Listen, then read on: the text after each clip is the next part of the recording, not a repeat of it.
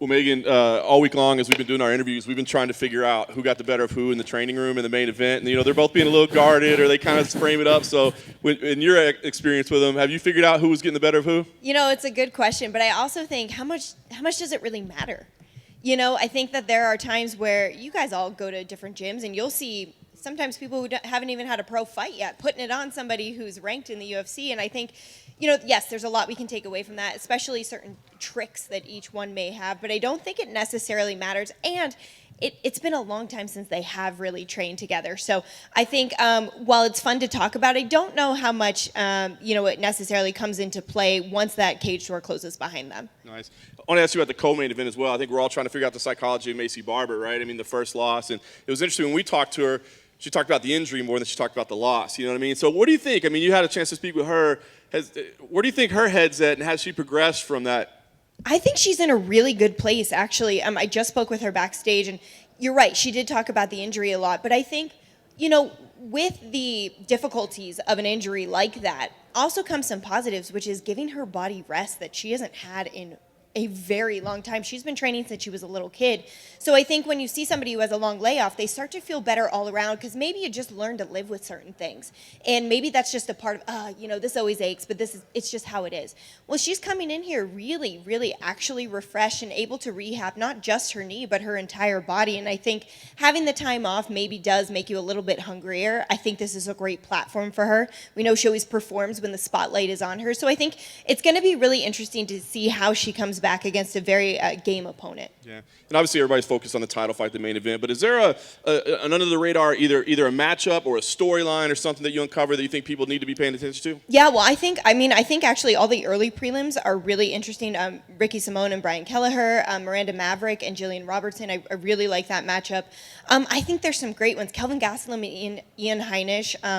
The tide can turn either way in that matchup. There's a lot on the line there. So I think this card is actually very stacked. I think there's a lot of talent on there, and I'm looking forward to, really from that first fight on, I think there's going to be a lot of great action there. Nice. I saw you tease on social media, UFC Connected, a new project. what can you tell us about that? Yeah, so UFC Connected is a new magazine show, which TBD on the date it airs. I guess somebody should have told me that, but I really don't know. But there will be an English, Spanish, and Portuguese version. I am your English host, and so, hopefully we'll be doing those around once a month, maybe even more often.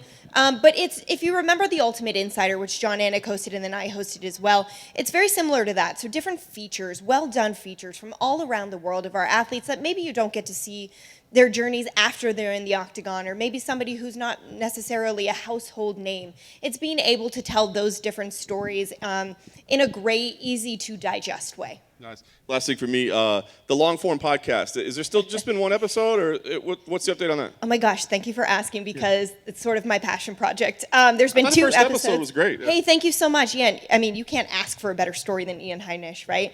We had an episode with Rose Namajunas, and then hopefully we will actually start recording. We have my list of interviews I want to do for that is a mile long, and I feel like they're probably so annoyed with me in the other building with how much I'm kind of asking for all these extra projects. But it's something I found that fighters really resonated with, being able to tell their own stories in their own words. And yes, we know so much about them once they get into the octagon, but what makes a fighter?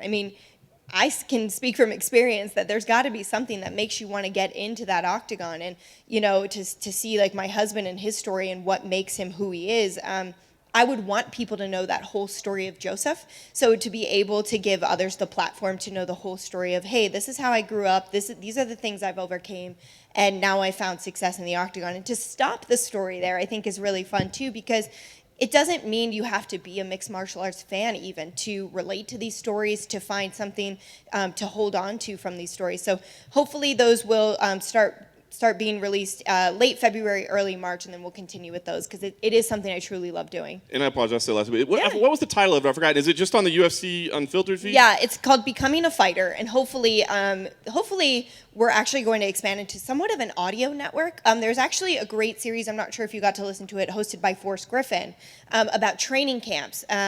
And so that you can also find on the Unfiltered feed, but hopefully you'll start seeing a bigger audio network in terms of podcasts that the UFC produces, and we'll kind of each have our own little branch. Hey, Megan, back here. Hi. Looking beautiful. Congratulations on all your continued success. Thanks. And on the note of podcasts, I do know that you launched your very own podcast, At Home with Ben Olivi with Joe. Can you kind of, give your fans a bit more of an insight on it and what they can expect every week when they tune in? Oh, thanks for asking. Yeah, man, that was something that I was very bashful about doing. I'm not necessarily one that wanted to. You guys see that we've opened our home a lot to different documentaries and projects within the UFC, but to do something like that where we're just talking about, like, I don't know, the Britney Spears documentary or whatever it may be, it's daunting for us. We're kind of bashful in that regard. So it's been nice, and it's really been nice for Joe to have a platform like that, to see him outside of just being a fighter and kind of expand and how much he loves movies and music and art and stuff like that. So yeah, every week you'll hear from us. The reception's been great, and which is nice, but I'm still not totally comfortable with the idea, but hopefully I will be as we go along. Megan over here. Megan, watching the broadcast, a lot of people want to know, how do you pull off the disappearing act when you're doing the hit during the walkout? Can you explain how that's shot and just what you're doing that we don't see off camera when you disappear? Yeah, that's a good question. We work with the most talented production team in sports. I swear, the things that we are able to do, the creativity, and so those shots are something we do rehearse. I come in much earlier before everybody else, and so we'll spend time, and that's something we have to nail. So in rehearsal, whatever I say for however long we go, that's what we plan on. So we release fighters for their walk based on how long I took during those rehearsals. So I have to be exactly how I was in that practice run. And so what you'll see is I'll walk forward, the camera will pass me, someone actually opens the stanchion, and then I exit, the fighter walks by. So hopefully no one ever runs during that time, because it would not work out if they did. Thank you. Thanks. Good. Thanks, guys.